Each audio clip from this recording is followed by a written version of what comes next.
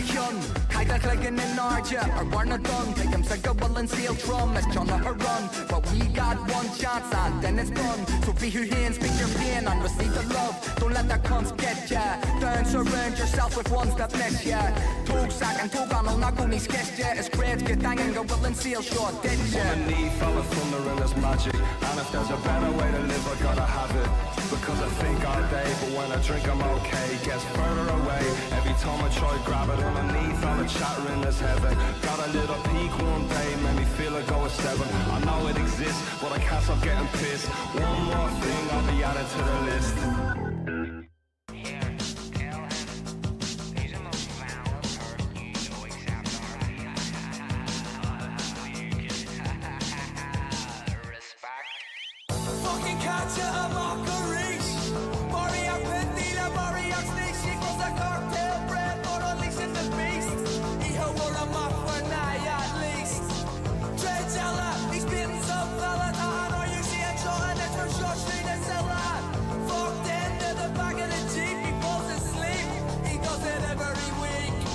Jockey or law, get the Brits out lad. A one-way ticket, please, I've lost my bus pass. It's Jackson on, he's rocking some pins, man. The Kylie fucking regionish, man. Keep it at the fucker, thumping fuck off. Jesus said on the cross, 2 pence a boost, 20 figs on the dog, it's the loss.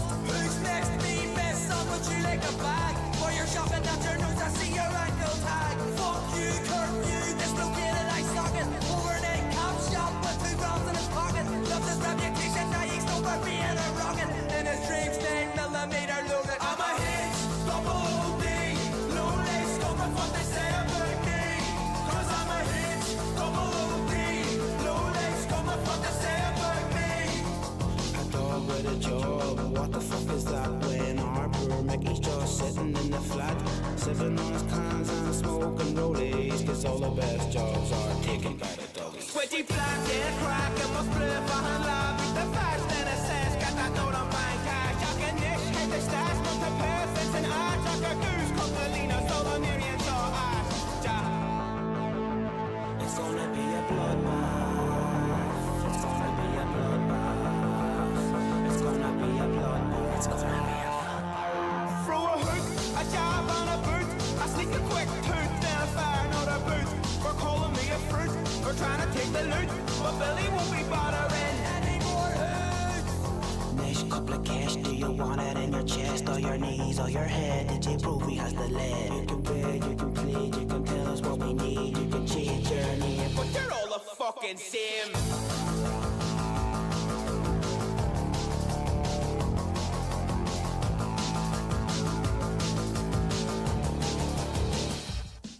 I'm a hitch, double OD.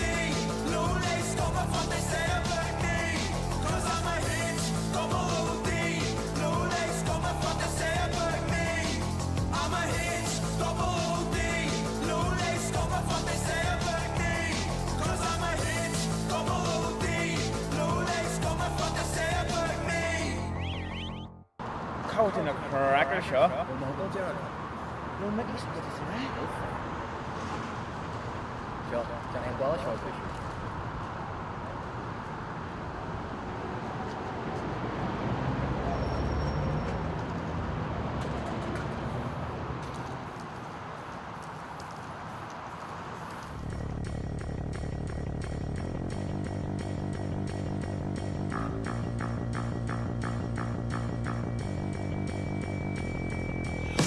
It's a blessing, catch him, don't wreck it, destroy the red cool tragic. I'm so told the red shot, real this initial bed. Sneak out, give them a frisk. Spur on land, no need, but we know they've got more than this. Grab Lawa, I'm a stroll to the bank.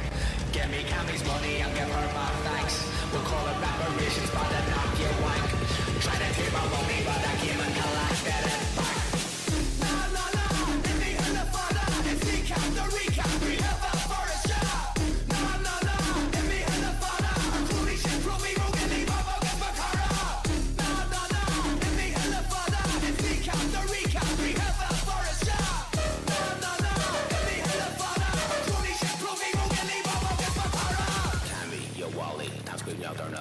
You like to think that you're fooling everybody. But you're not, just like the average lady. Your career is gonna rock. Her arms are going to clap. Yeah, me had a smart cat.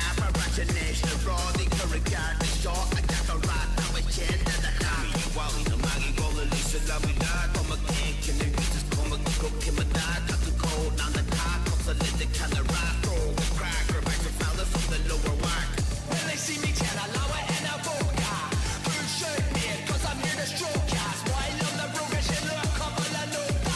Since they shoot with me, cast, I'll take them home now. Hitler, you probably didn't even hate the Jews. That was just the meth making you crazy, dog. Both of you, get back in the closet. You deserve a fucking ass whooping. All of you, get back in the closet. How Go much fuck does yourself. it cost for fascism?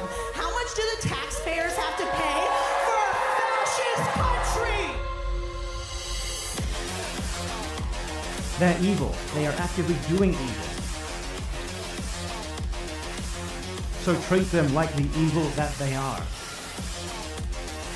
The right to exist argument has been used now to the point where what it's going to mean is that the Israel you're talking about will include the annexed and illegally occupied West Bank. It's very interesting, the Israeli government has never said where it thinks the border of Israel really ought to be and what it would settle for. I think it would be an immense help if it tells us where it thinks Israel's boundaries should be. Every other country does do that. It's time to stop pretending otherwise. It's time to be ruthless and time to afford them the same amount of grace that they give to their Palestinian victims, because they are only going to get more and more ruthless with their victims if you don't.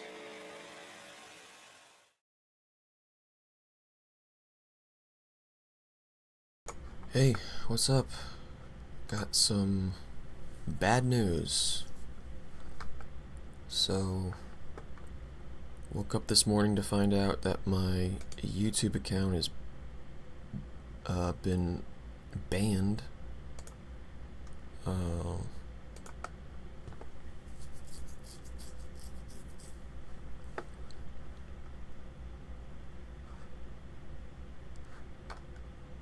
For saying that Hamas, which is designated as a terrorist organization,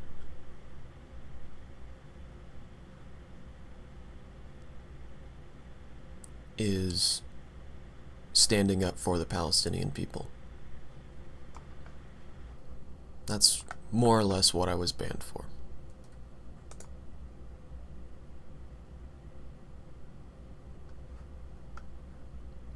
Dude, come on, this is not what I'm looking for.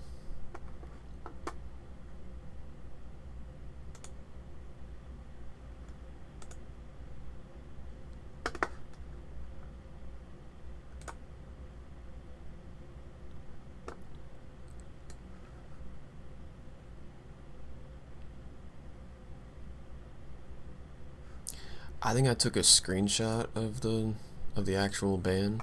Hang on. I can put some music on in the background while I'm doing this. But we'll start with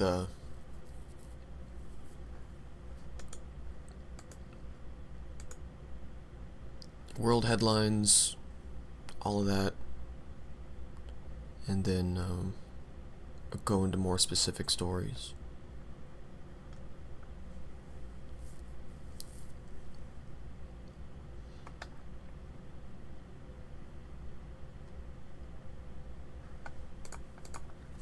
Let's do an aim to head mix.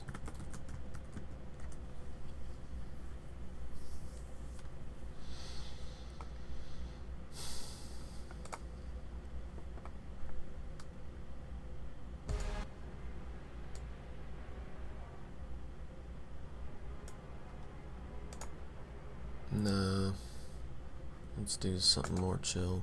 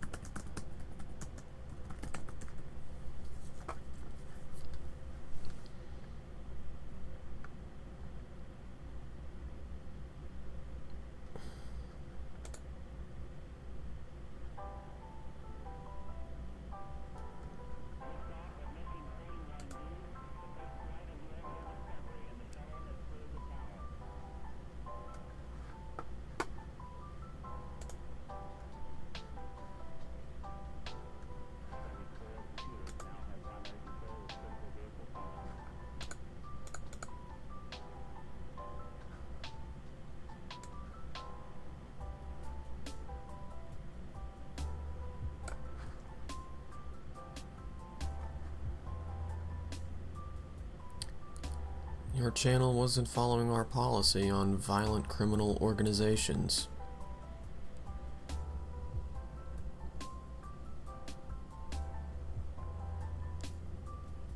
What about all the channels that support Israel as a terrorist state? You know?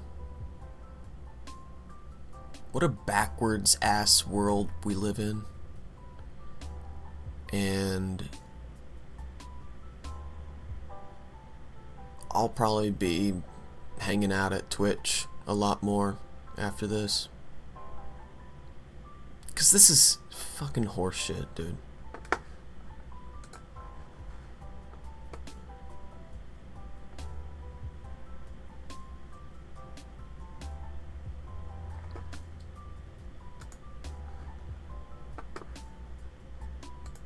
One of the talking points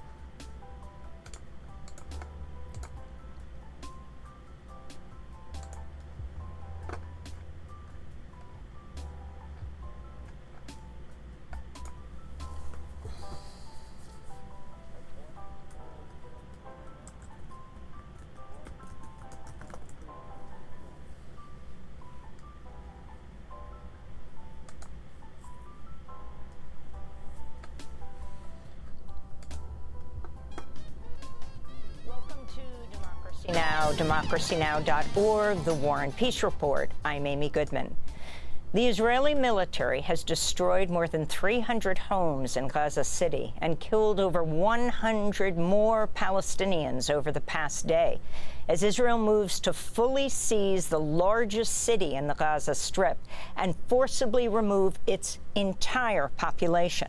This comes as the Associated Press reports Israel's held discussions with South Sudan about possibly resettling Palestinians from Gaza to the war-torn nation in East Africa. Gaza say 12 more Palestinians have starved to death over the past 2 days, bringing the total to 239, including 106 children. On Wednesday, a group of UN experts accused Israel of carrying out medicide by destroying Gaza's healthcare system while targeting health workers. This comes as Al Jazeera reports at least 37 people seeking food and aid were killed on Wednesday, including 16 at an aid point north of Rafah. Across the border in Rafah, Egypt, truck drivers say Israel's continuing to block most deliveries from entering Gaza. We came here to bring this aid to enter Palestine for our oppressed brothers inside. Unfortunately, this is the third time we have entered and we could not pass. Thousands of trucks, as you can see, hundreds and thousands of trucks, enter the Israeli side here from the Egyptian side. The crossing here in Egypt is open 24 hours. As you can see, it does not close, but the obstruction is from the Israeli side. Protests were held in multiple cities across the globe Wednesday to condemn Israel's targeting of Palestinian journalists in Gaza after Israel killed 6 journalists, 5 of them from Al Jazeera, in a targeted strike on their media tent outside Al-Shifa Hospital in Gaza City. Among those who were killed, the most prominent was Al Jazeera correspondent Anas al-Sharif. This is Mariam Al-Saya of the National Union of Journalists at a vigil in London. Anas al-Sharif would always have a slogan that the coverage will continue, and this is questionable now after the killing of journalists is getting more and more. We now are losing a whole generation of journalists. Journalists are killed are aged 23, whereas the journalists are aged 40. They are all killed. In Israel, Israeli journalists protested. In New Zealand, a lawmaker with the Green Party has been ejected twice from New Zealand's parliament in recent days for criticizing other lawmakers for not supporting sanctions against Israel. This is part of Chloe Swarbrick's speech that led to her being ejected. We can and we must uphold the Genocide Convention, which means doing everything that we can to prevent a genocide before it occurs. So, Mr. Speaker, I will reiterate my call for the government to pick up our unlawful occupation of Palestine sanctions bill and to sanction Israel for its war crimes. If we find 6 of 68 government MPs with a spine, we can stand on the right side of history. In Spain, in Barcelona, hundreds turned. Come on. Serve heat. That's fucking right. Ka ka ka ka ka.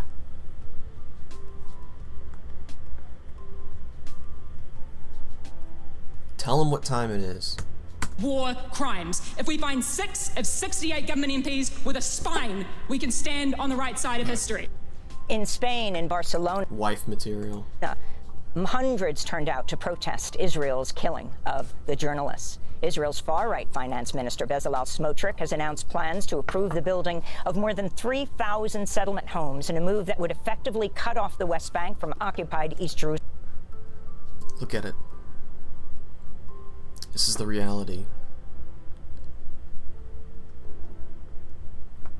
Them planting these non-indigenous trees, planting forests over mass graves to hide their crimes. It will be a land built on the graves of the people who lived there before. And look at the difference in just the terms of the infrastructure alone.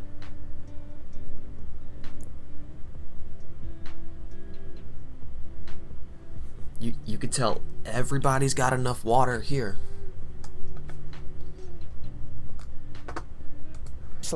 Smotrich praised the E1 settlement project, saying, quote, "The plan will bury the idea of a Palestinian state," unquote. Smotrich went on to say, quote, "This is Zionism at its best, building, settling, and strengthening our sovereignty in the land of Israel," unquote. Palestinian officials condemned the plan as a, quote, "extension of the crimes of genocide, displacement, and annexation," unquote. This comes as several Arab countries have denounced Israeli Prime Minister Benjamin Netanyahu for saying he's very attached to the vision of a, quote, "greater Israel," a term used to express support for Israel seizing more land in the occupied territories, Syria's Golan Heights, as well as parts of Jordan and Egypt. UN Secretary General... Now, what is a greater Israel? This is what the map kind of looks like. Very large. You notice how it's over the lines of countries that are already there? It kind of circumvents... Gee, it's almost all of Iraq, isn't it? All of Syria. Almost all of the Nile River, which is the lifeblood of Egypt, so just taking Egypt and Cairo.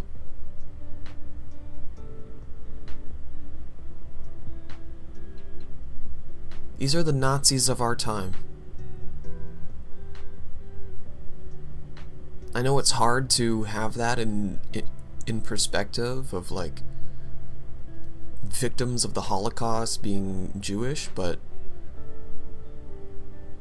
remember that some of the Alexandroni brigades, some of the people from the Alexandroni brigades came from the death camps.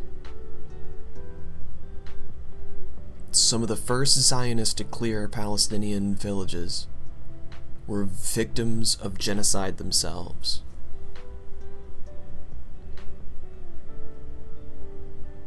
You want to talk about war being hell, you want to talk about the cycle of violence. Zionism is what is preventing a multicultural, multinational, multi-ethnic, spiritual haven in Palestine.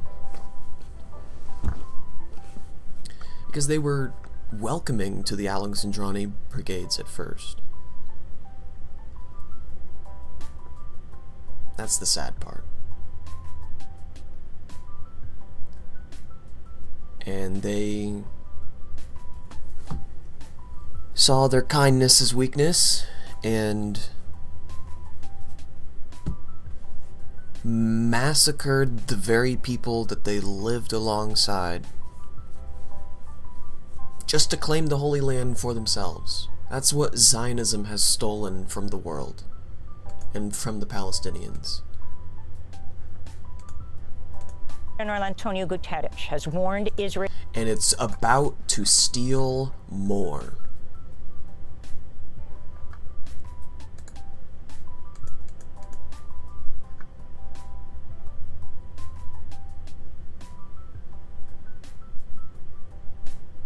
That's going in the thumbnail.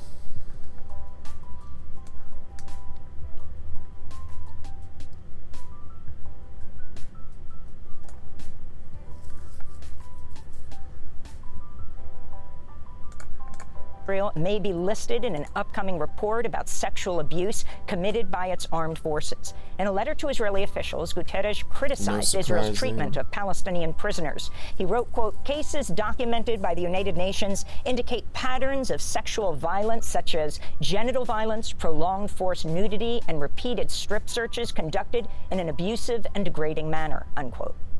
President Trump warned Wednesday Russia would face very serious consequences if President Vladimir Putin doesn't agree to a ceasefire deal at a bilateral summit with Trump in Anchorage, Alaska, Friday. Trump's warning came after he held a virtual meeting with Ukrainian President Volodymyr Zelensky and European leaders. Zelensky's rejected proposals for Ukraine to give areas in the Donbass region as part of a ceasefire. Zelensky spoke in Berlin on Wednesday. We talked about the meeting in Alaska. We hope that the central topic of the meeting will be a ceasefire, an immediate ceasefire. The U.S. president has repeatedly said this. He suggested to me that after the meeting in Alaska, we will have contact, and we will discuss all the results, if there are any, and we will determine the next mutual steps. As the National Guard expands its presence in Washington, D.C., President Trump says he'll seek a long-term federal takeover of the D.C. police force. We're going to need a crime bill that we're going to be putting in, and it's going to pertain initially to D.C. It's almost, we're going to use it as a very positive example. Put your hands down, dude. And we're going to be asking for extensions on that, long-term extensions, because you can't have 30 days. 30 days that's by the time you do it. We're going to have this in good shape. Earlier this week, Trump declared a crime emergency in D.C. and federalized the police force, even though violent crime in the nation's capital is at a 30-year low. Washington, D.C. Mayor Muriel Bowser has denounced Trump's police takeover as an authoritarian push. Meanwhile, a 37-year-old man in Washington, D.C. has been charged with assaulting a federal officer after he threw a sandwich from a Subway shop at a Customs and Border Protection officer. Video's gone viral of the man who can be heard screaming fascists and shame at the federal officers. A new analysis by the New Yorker magazine estimates the Trump family has raked in at least $3.4 billion through various... Imagine chasing a dude down the street because he assaulted you with a sandwich. I mean, like... Even if a random person did that, that's not gonna make me chase a person down a street, you know? Schemes to profit from the presidency, dating back to 2017.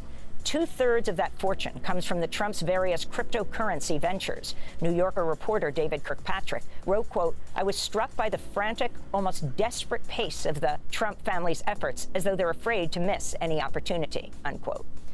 The United Nations Security Council has repudiated a Sudanese paramilitary group's declaration of an independent state in parts of Sudan that it controls. On Wednesday, Council members rejected the rival government proposed by the Rapid Support Forces as a threat to Sudan's territorial integrity as well as regional stability. The Council also called on the RSF to lift its siege of El Fasher, capital of Sudan's North Darfur state, where hundreds of thousands of people have been displaced by fighting amidst a growing hunger crisis and the spread of diseases, including cholera. Peru's right-wing president, Dina Boluarte, has signed a law granting blanket amnesty for all military and police officers accused of human rights crimes committed during Peru's internal conflict from 1980 to 2000. Human rights groups condemn the move, saying it undermines decades of efforts to ensure accountability for atrocities committed by the government and its allies. This is Peruvian human rights activist Gisela Ortiz, Peru's former culture minister. We are truly outraged by what we are experiencing in our country, deeply ashamed to acknowledge that we are facing an authoritarian regime that has no respect for human rights, that does not value not only the lives of its citizens, but also the rights that we have. So we are here in a way reacting to this decision to release human rights violators and the murderers of our relatives. Secretary of State Marco Rubio has announced the U.S. is revoking the visas of a group of Brazilian, African, and Caribbean officials over their connection to a Cuban program to send doctors overseas to provide health care in the global south. Cuba's criticized Rubio's targeting of the program. Cuba's Deputy Director of U.S. Affairs, Johanna Tablada, wrote on X, quote, his priorities speak volumes. Financing Israel genocide on Palestine, torturing Cuba, going after health care services for those who need them most, unquote. Italy's Coast Guard says at least 27 people have drowned and dozens remain missing after a pair of ships carrying asylum seekers from Libya capsized off the Italian island of Lampedusa Wednesday. About 60 survivors were rescued from the sea.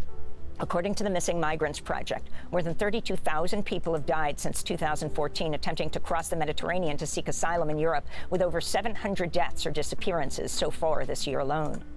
Spain's government has formally asked its European neighbors to help fight dozens of raging wildfires that have burned homes, farms, and factories, forcing thousands to evacuate. The request for firefighting resources comes amidst a searing summer heat wave that's led to extreme or very extreme fire danger forecasts across much of southern Europe. In Arizona, public health officials warn extreme heat in Maricopa County has led to the suspected deaths of over 400 people so far this summer. August is on track to be Phoenix's hottest on record, with temperatures reaching at least 110 degrees Fahrenheit every day this month except one. In Alaska, a lake of rainwater and melted snow burst a glacial dam north of Juneau on Wednesday, causing the Mendenhall River to swell to a record height, flooding homes and streets in Alaska's capital city. Mountain glaciers worldwide are shrinking at a record pace as global temperatures continue to rise due to greenhouse gas emissions. In Illinois, Cook County prosecutors said Wednesday they will not bring criminal charges against 5 Chicago police officers who fatally shot 26-year-old African-American Dexter Reed last year in a hail of bullets. Body cam video of the killing shows officers from a CPB tactical unit in plain clothes firing 96 shots at Reed in just 41 seconds following a traffic stop. Officers initially said Reed was pulled over for a seatbelt violation, but he was driving in a car with tinted windows. In April, Chicago City councilors voted down a proposed $1.25 million wrongful death settlement agreement with Reed's families.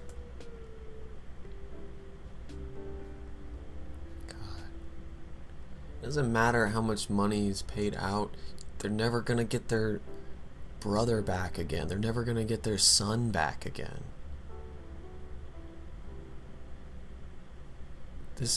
How is this any different from the lynchings in the West Bank? How is this any different from the lynchings in throughout American history? There's just more money to go around. That's the only difference in my mind.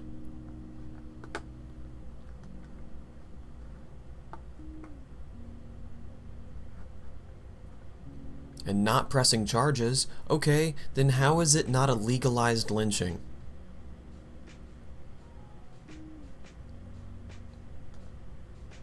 Oh, because it was a hail of bullets? Is that why?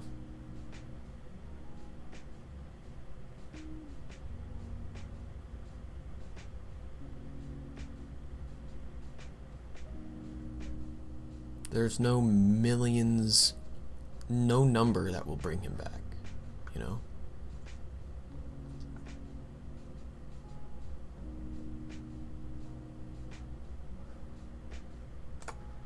And in Geneva, efforts to secure an international treaty to curb plastic pollution are in doubt on the final day of negotiations. Nearly 100 of the 184 countries gathered at the UN talks rejected the latest draft agreement as unambitious and inadequate. The proposed text puts no limits on plastic production and makes no mention of the chemicals used in plastic products. The plastics industry has been lobbying heavily in opposition to production limits, as have several powerful oil and gas producing nations, including Saudi Arabia and the United States. And those are some of the headlines. This is Democracy Now!, democracynow.org, The War and Peace Report. Thanks for watching.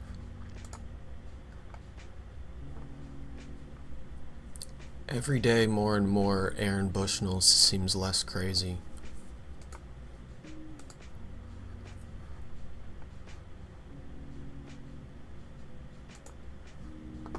What a fucking bleak, dark world we live in right now. That you hear from the most depraved Zionists is, listen, this can't be a genocide because if we really wanted to genocide... This may be one of the darkest points in human history that we're living through right now. Because we're like, oh, well, it's not the Black Plague. Where do you... You know, this isn't the Inquisition, you know what I mean? This isn't... No, but this is the modern version of it. when you have the dichotomy of privilege and genocide, it's worse in my mind. It's worse. The Palestinians. We could have done it in a day. We could have just nuked Gaza, and then it would have been over, and that would have been that. So clearly the fact that we didn't nuke Gaza means this can't be a genocide, because we're not trying to kill them all. Now, this is a dumb reason. This is a dumb argument for a number of reasons. I mean, for one thing, genocide includes destroying a people either in whole or in part, right? That's point number one. Point number two... And it could be even displacing them. It could be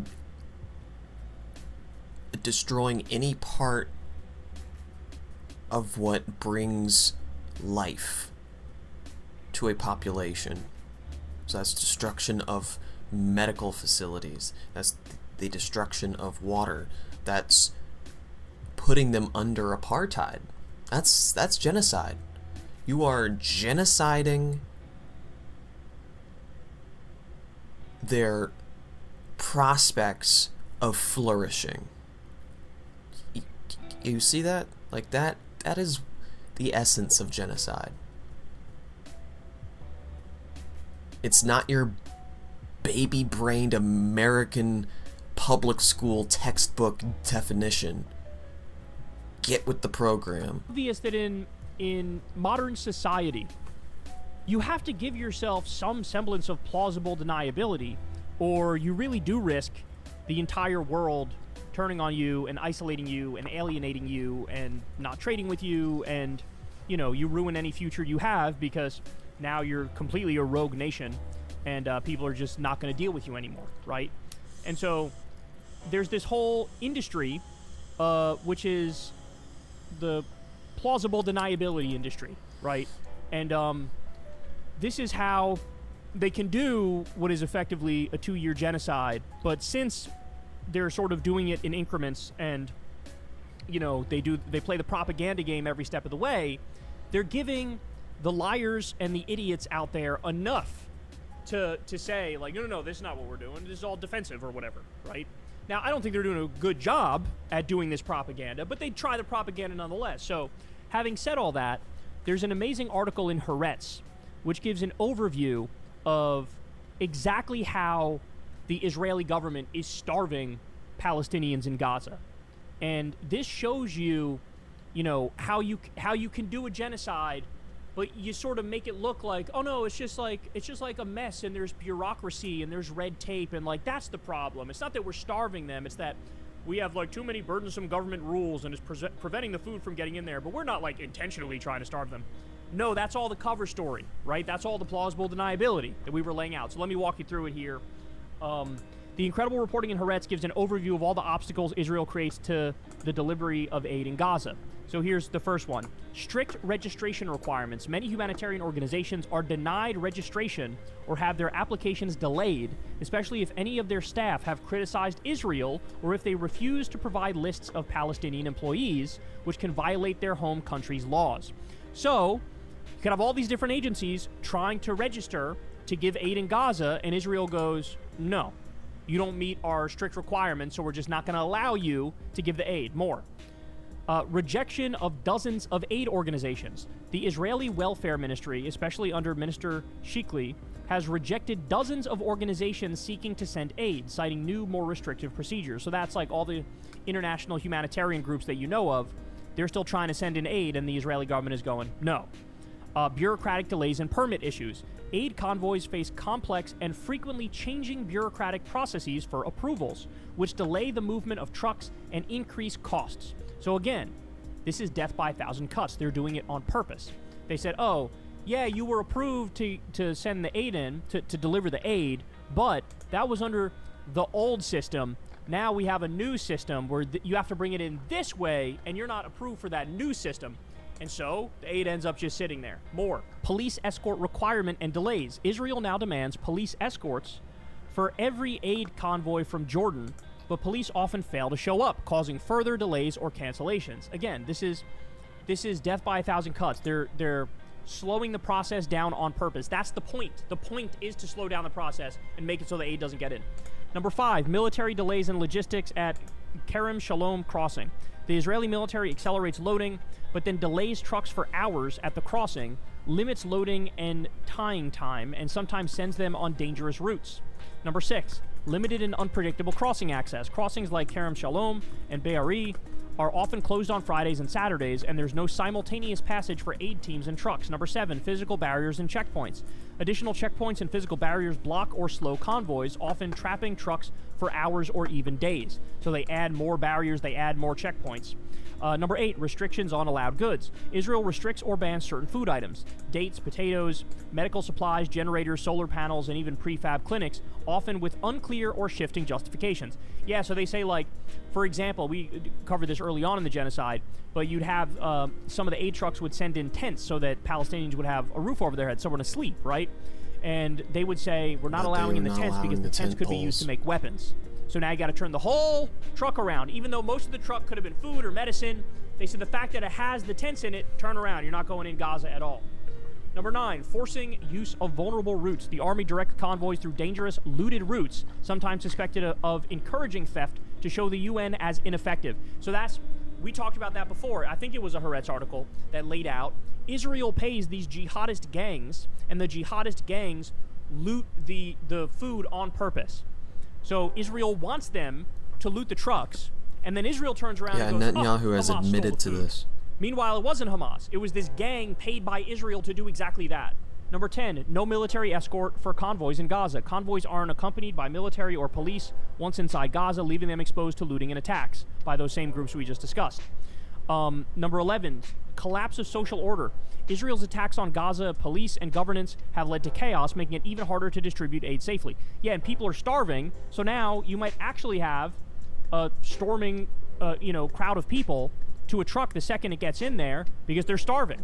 Number 12, crippling UNRWA and humanitarian agencies. Israel has expelled international UNRWA staff, barred them from coordinating with Israeli authorities, and made it nearly impossible for the agency to function. Yeah, and they've replaced it with the GHF, Gaza Humanitarian Foundation, which is just a Mossad op, which is being used for the genocide and the ethnic cleansing. The goal is not actually to feed people. Don't take my word for it. Take the Gaza whistleblower, their word for it, because they're out there saying the exact same thing.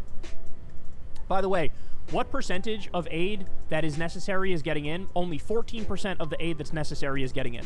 Only 14%. So people are dying. They are starving to death and they are dying.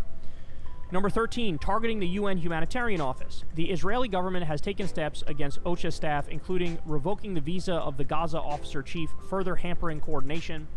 Number 14, no time to secure loads. Aid organizations aren't given enough time to safely tie down food on trucks, causing food to spill or be stolen before reaching those in need. Number 15, delays in final distribution. Even after entering Gaza, aid is often stuck at logistics areas near the crossings, with organizations barred from freely collecting and distributing supplies, which limits how much food actually gets to people. Remember that list of obstacles Israel creates the next time someone blames the UN or Hamas for hunger in Gaza. This is an intentional policy of making it seem like Israel is providing aid without actually providing aid. That's right. That's right. So they turn around and they go, oh, it's the red tape and it's the process and there's just issues and there's speed bumps and there's roadblocks. And no, they set this up. Honestly, what it reminds me of is what's called TRAP laws here in the U.S. TRAP stands for Targeted Restriction of Abortion Procedure. And what that meant was, back in the day, you couldn't just ban abortion in these states, right? It was viewed as unconstitutional. So what they would do is you'd have these Republican states pass laws in the state house, and they would say, we're mandating that the height of the ceilings has to be 17 and a half feet.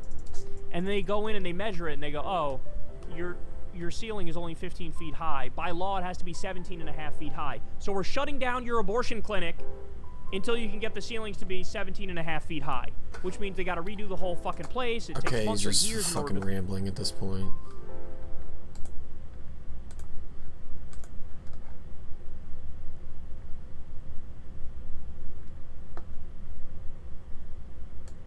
Destroying 300 homes in a day is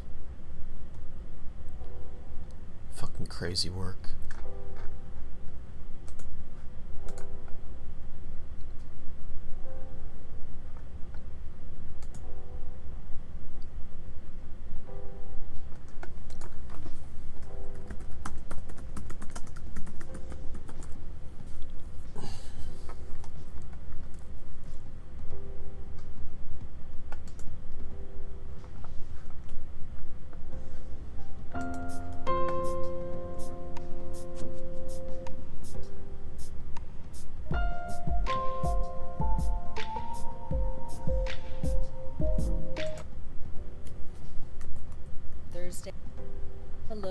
Welcome back to the Electronic Intifada's live stream for Thursday, August 14th.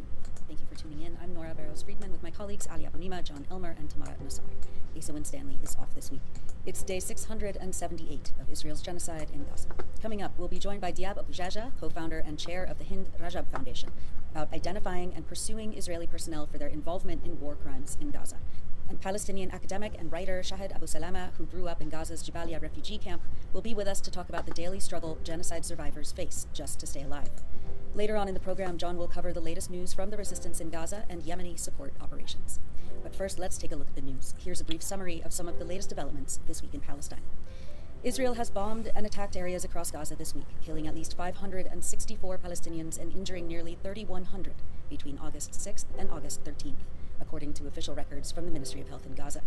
The number of casualties among starving people trying to access food aid has increased to nearly 1,900 killed and approximately 13,600 injured since May 27th, when Israel and the U.S. opened its private so-called aid distribution sites, opening fire on crowds every day since.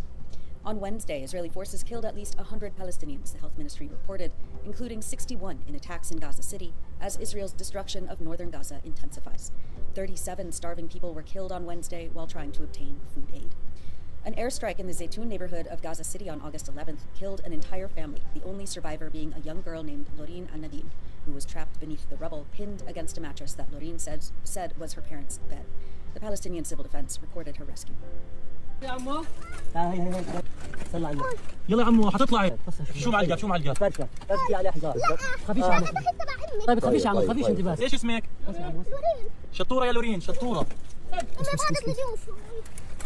بدي اشوف عشان اعرف تبعك ابويا معكم كنتوا نايمين انتم شو صار That's from Civil Defense on August 11th. Their spokesperson, Mahmoud Basal, said that air raids on Gaza City have been steadily intensifying for days, as the Israeli army is using bombs, drones, and highly explosive munitions that cause massive destruction to residential buildings. The Civil Defense stated earlier this week that one of its firefighters was killed in his family's tent shelter in Al-Mawasi in central Gaza. More than 135 rescue workers with the Civil Defense have been killed over the past 22 months. Israel's escalations of attacks in Gaza City this week killed at least 7 children in a single airstrike on a building in the Zaytun neighborhood on Sunday, August 10th. In an extremely graphic video, which I will not play here, the bodies of 7 small children, most of whom appear to be babies and toddlers, lay bloodied and strewn on the floor at a hospital as family members mourned over them. Later that evening on August 10th, Israel directly attacked a journalist tent in the courtyard of El-Shifa Hospital in Gaza City, assassinating 6 broadcast reporters and photojournalists, as Israel's hunting and targeted killings of high-profile witnesses to its crimes of genocide continue with impunity. Al Jazeera's Anas Al-Sharif, a 28-year-old reporter who millions in Palestine and around the world relied on every day for his coverage, was killed alongside the network's correspondent Mohammed Kareka, their cameramen Ibrahim Zahir and Mohammed Nofal, journalists Mu'amin Aliwa and Mohammed Al-Khaldi, and Saad Jundia, a Palestinian civilian who happened to be present. This clip was recorded just moments after the airstrike, when friends and colleagues of the reporters and their community realized that they had been killed. They tried to retrieve the journalists' shredded bodies as their clothes were still on fire.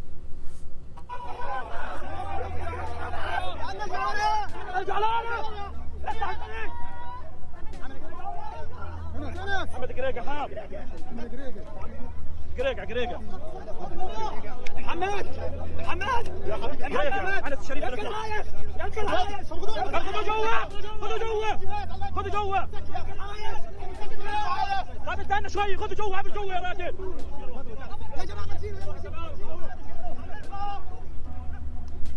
It was filmed just moments after the airstrike on the journalist's tent at Al-Shifa Hospital. Just 3 weeks ago on this live stream, we highlighted Anas Al-Sharif's appeal to all international press freedom and human rights organizations to do something to intervene against renewed threats against him by the Israeli military. He stated on July 23rd, quote, "Once again, the Israeli army spokesperson has launched a campaign of threats and incitement against me because of my work as a journalist with Al Jazeera. I reaffirm, I, Anas Al-Sharif, am a journalist with no political affiliations. My only mission is to report the truth from the ground as it is, without bias."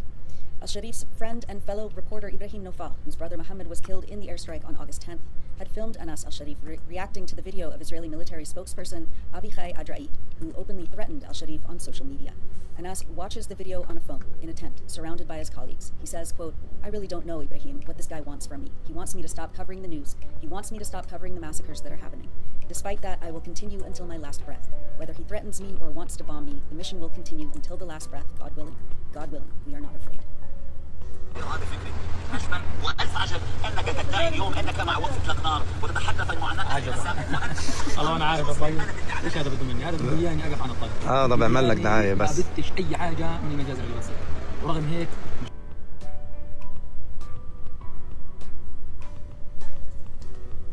I've never seen this video of Anas al-Sharif, but I'm at the translating Palestine X account right now, looking at it. ان شاء الله مكمل لاخر نفس يهدد بده يقصف الرساله راح تضلها مستمره لاخر نفس ان شاء الله باذن الله مش خايفين. Anas al-Sharif and his colleagues who were murdered on August 10th in their tent at Al-Shifa Hospital are 6 of at least 238 reporters and media workers killed by the Israeli army as the world powers and international agencies continue to fail the Palestinians of Gaza nearly 2 years into this genocide. Euromed Human Rights Monitor. People have finally been able to recover some people from the rubble of their homes, and it's just bones. Just bones.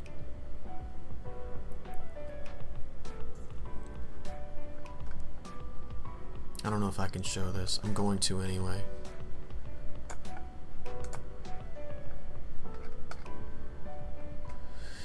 For 44 days, she searched through the rubble of Gaza's city's Al-Tufa neighborhood before finally recovering her father's body from a massacre that killed 32 people, including elderly, pregnant women, and children. Holding him, she wept, "I got you out, I'm going to lay you to rest. Just like I have found you, I will get the rest of my siblings out, Father. The only ones left for me are my widowed sisters. I have none left except for God and my widowed sisters. My sister's husband has been missing since October 7th. She's living on the hope that he's found. That's it, Father, my beloved Father." Despite repeated failed attempts to coordinate with Israeli occupation for safe recovery, she vows to continue until every loved one is brought home. That is part of the Muslim burial rites, where they want to. It's customary in tradition to bury the martyred as soon as possible, and this is an incredible insult injury for her to just have bones.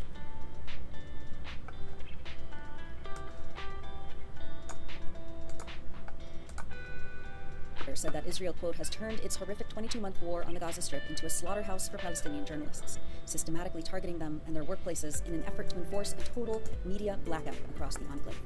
Anas al-Sharif's final broadcast for Al Jazeera aired earlier in the day, focused on tiny children who were suffering from Israel's deliberate starvation policy. Al-Sharif, wearing his press vest and helmet, reported from a Gaza City hospital and told the stories of each child in the ward in a harrowing 4-minute report. Later that evening, Al-Sharif posted the following, quote, "The occupation is threatening to invade Gaza seriously, and the city has been bleeding for 22 months under the fire of land, sea, and air. Its martyrs number in the tens of thousands, and its wounded in the hundreds of thousands. And if this madness does not stop, nothing will remain of Gaza but rubble, and the image and voice of its people will fade away, and history's memory will record you as silent witnesses to a genocide crime that no one did anything to stop." Minutes before he was killed, Anas al-Sharif posted 13 seconds of video of heavy bombing in Gaza City. He captioned this clip, quote, "Relentless bombardment. For 2 hours, the Israeli aggression has intensified on Gaza City."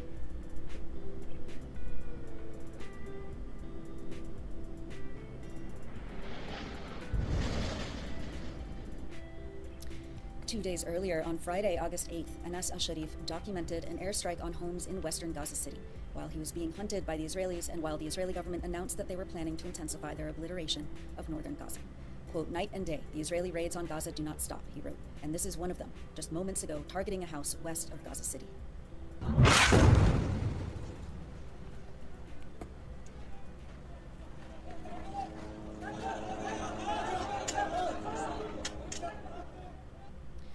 In April of this year, just days after Israel assassinated his colleague, 23-year-old Hossam Shabat, in a targeted drone strike, Anas al-Sharif wrote his last will and testament to be published upon his death. I'll read excerpts of it here. "This is my will and my final message. If these words reach you, know that Israel has succeeded in killing me and silencing my voice. God knows I gave every effort and all my strength to be a support and a voice for my people, ever since I opened my eyes to life in the alleys and streets of the Jabalia refugee camp. My hope was that God would extend my life so I could return with my family and loved ones to our original town of occupied Ascalon, Al-Majda. But God's will came first, and his decree is final. I have lived through pain in all its details, tasted suffering and loss many times, yet I never once hesitated to convey the truth as it is, without distortion or falsification, so that God may bear witness against those who stayed silent, those who accepted our killing, those who choked our breath, and whose hearts were unmoved by the scattered remains of our children and women, doing nothing to stop the massacre that our people have faced for more than a year and a half. Look at this.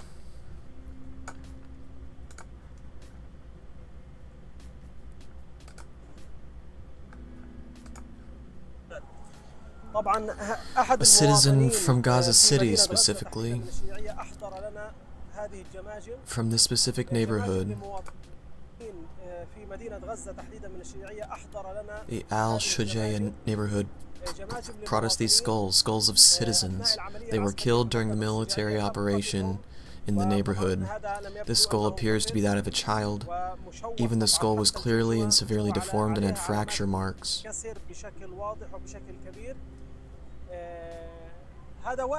This is one of the tens of thousands in the Gaza Strip who are missing and whose fate is unknown. We have repeatedly called on the world to take action to determine the fate of the people and to move our teams to the targeted areas with ease. But the occupation refuses at this moment. This person is unidentified, and this person is unidentified. There are tens of thousands of unidentified people. When will the world move and wake up, end this suffering that the people are experiencing? Every moment and every time. Therefore, we call on international organizations and institutions to send specialized teams to Gaza to determine the fate of such cases in the Strip. I mean, it's the world's largest crime scene.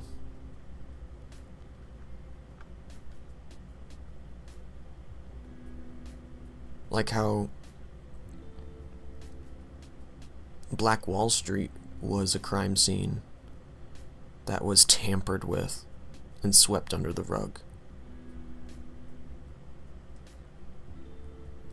The genocide of Tantura and the people in the mass grave who are likely underneath the parking lot of the museum telling lies about the origins of Tantura.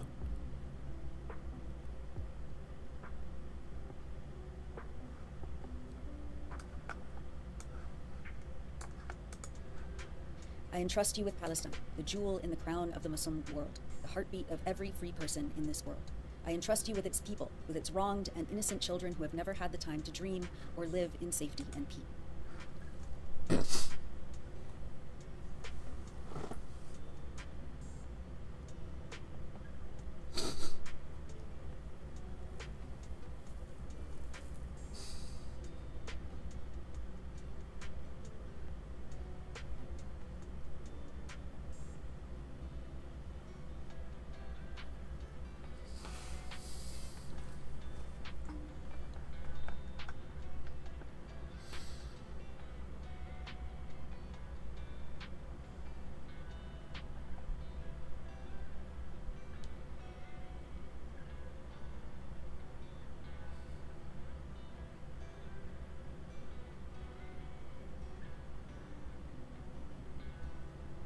Everyone who stood by and let this happen,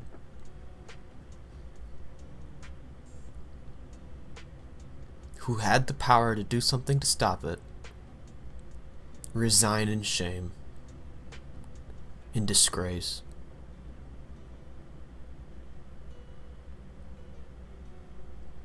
Ponder your last breath on your deathbed in sorrow and regret.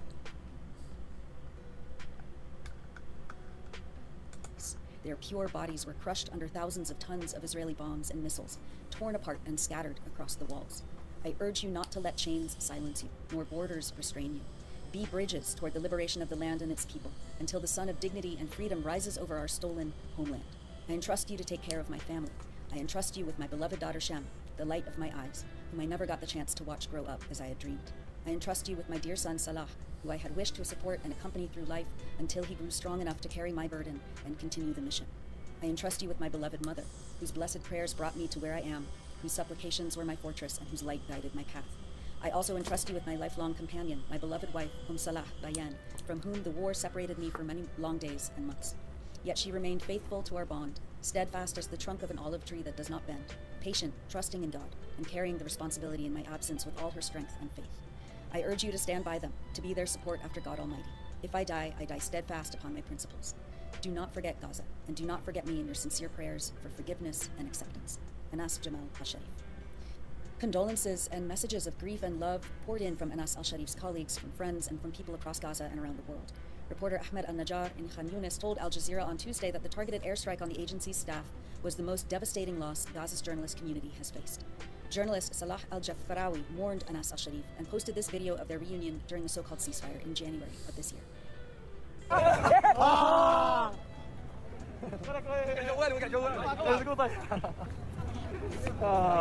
لقاء الأحبة. الحمد لله على السلامة.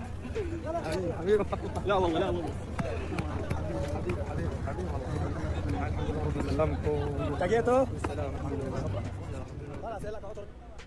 That was from journalist Saleh al-Jafarawi. Anas al-Sharif, 28 years old, was buried in Gaza City along with his colleagues. Mohammed Koreka, a correspondent for Al Jazeera who was also killed in the airstrike on the reporter's tent at Al-Shifa Hospital, was the only son of his parents. In 2024, Israeli forces executed his mother, who sought shelter and medicine at Al-Shifa Hospital during the second assault on the compound, according to his colleague Noor Oda.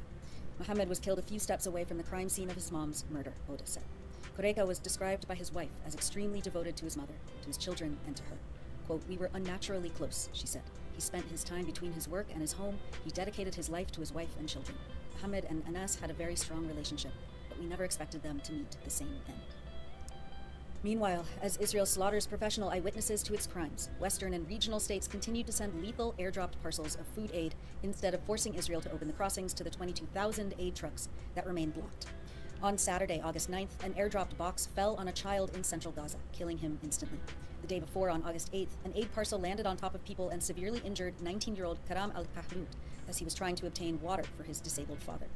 Mahmoud Basal, the spokesperson for Gaza's civil defense, standing at the teenager's bedside in the hospital, called for stopping the airdrops and instead ensure aid delivery through official crossings, quote, "in a safe and organized manner, guaranteeing it reaches those in need without endangering civilians' lives."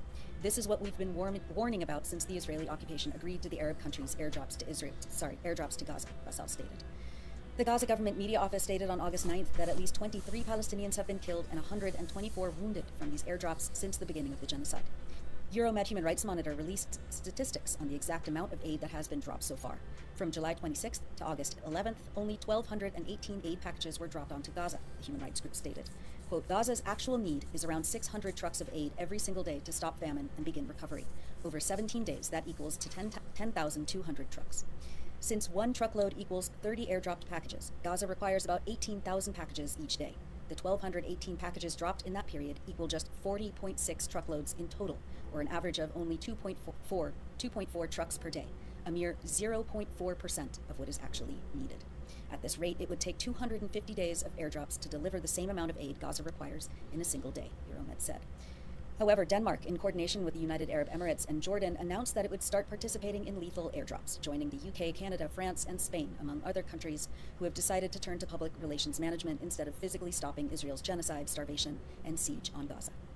Meanwhile, Israeli forces at the Gaza boundary crossings and Israeli and American mercenary forces operating the private so-called Gaza Humanitarian Foundation sites continue to trap, injure, and kill starving Palestinians every day.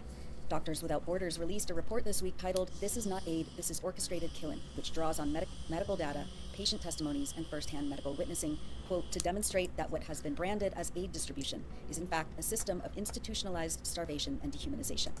It's a good point. I mean, it does literally more harm than good. People are better off trying to scavenge than go to this I mean,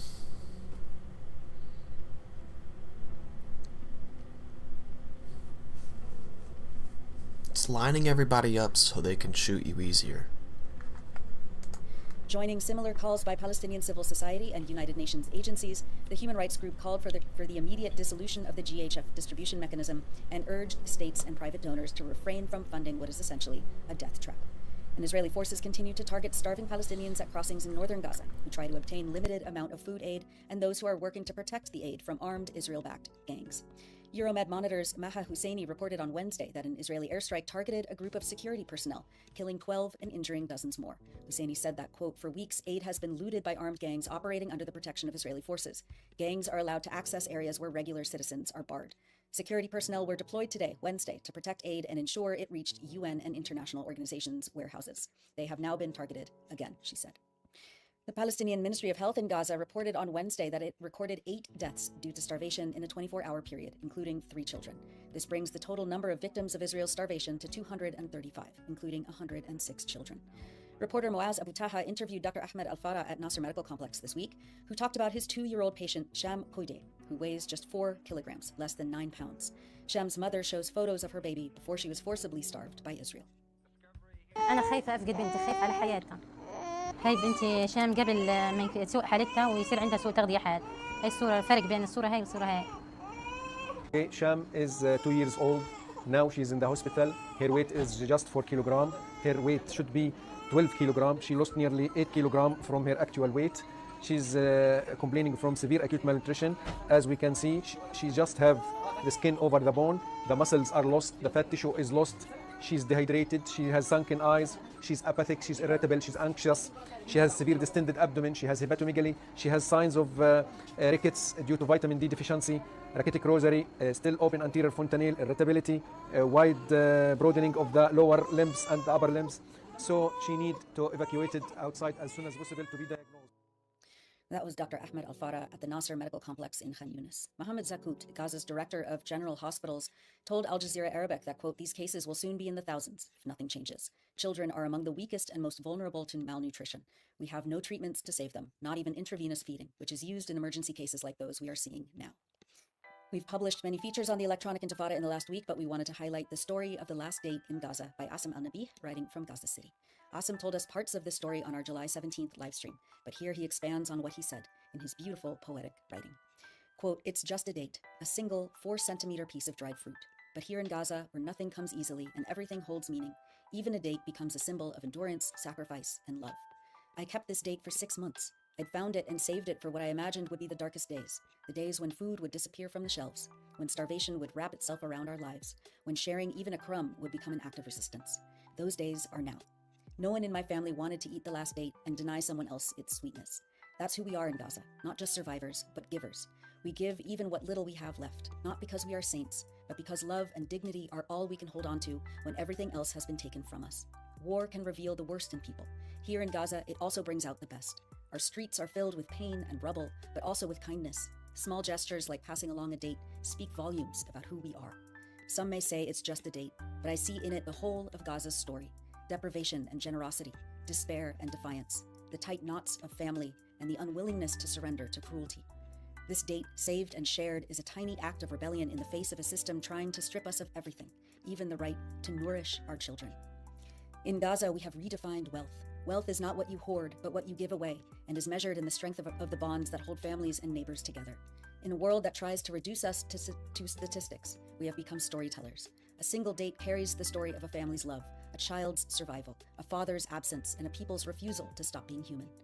People ask how we survive, how we keep going when the bombs keep falling, when hunger gnaws at our children, when there is no certainty that we'll live to see the next sunrise. My answer is, we survive for one another.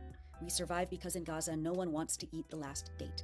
And we survive because we are all dreaming that a day might come soon, with freedom and an abundance of dates. The date is gone now, eaten by a child too young to know what it means. But the act remains, rippling outward like a pebble cast into water. It is in these ripples, in the stories we tell, in the way we refuse to forget, that Gaza lives on. Those are excerpts from The Story of the Last Date in Gaza by Asim Al-Nabi, writing from Gaza City on electronicintifada.net. Asim is a father, an engineer, and a PhD researcher, and serves as the spokesperson for the Gaza municipality. Sorry. And finally, as we always do, we wanted to highlight people expressing joy, determination, and resilience across Palestine and around the world. A new assessment by the Food and Agriculture Organization of the United Nations and the UN's Satellite Center revealed this week that 98.5% of cropland in the Gaza Strip is either destroyed in no-go zones imposed by the Israeli military or both. Palestinians have stewarded, cared for, and made fruitful the entirety of that land for millennia, of course. But in a tiny corner of the 1.5% of land that they can still access and reclaim for food production as Israel's starvation on Gaza accelerates, members of the Samir Project, a mutual aid organization in Gaza, recorded video of an abundance of cucumber and zucchini plants, along with tomatoes, growing in the sunshine across about 2.5 acres. This was the product of a collaboration between the Samir Project and the Arab Group for the Protection of Nature, an organization that aims to protect, sustain, and reestablish sovereignty over Palestine's natural resources and food. And finally, musician and music teacher Ahmed Mouin led a song with his students, using the incessant drones overhead as instruments. The song Carry Jamal Carry Mouin says, is a call to lift the weight of truth, the voice of courage, and the spirit that refuses to be silenced. Everyone, how are you? I miss you a lot, really. Today there's a lot of drones. I'm going to sing a song today with drone. شيل شيل يا جمالي شيل يا حوطك بالله دم الشهيد معطر بالهيل يا ليلو ويل ويل عالظالمي ويل ويل من الله لا أسهر على نجوم الليل أنا ناديله شيل شيل يا جمالي شيل يا حوطك بالله دم الشهيد معطر بالهيل يا ليلو ويل ويل عالظالمي ويل ويل من الله لا أسهر على نجوم الليل أنا ناديله شيل شيل يا جمالي شيل يا حوطك بالله دم الشهيد معطر بالهيل يا ليلو ويل ويل عالظالمي ويل ويل ويل لا أسهر على نجوم الليل أنا ناديله شيل شيل يا جمالي شيل يا حوطك بالله دم الشهيد معطر بالهيل يا ليلو ويل ويل عالظالمي ويل ويل ويل لا أسهر على نجوم الليل أنا ناديله. It was Ahmed Mouin with his students, and that's it for the news roundup. As always, go to electronicintifada.net for much more, especially to read our new features by our brave writers in Gaza. You're watching the Electronic Intifada live stream. I'm Nora Barrows-Friedman with my colleague Ali Abunimah. Hi, Ali. Hi, Nora. Thank you. That was haunting and beautiful. And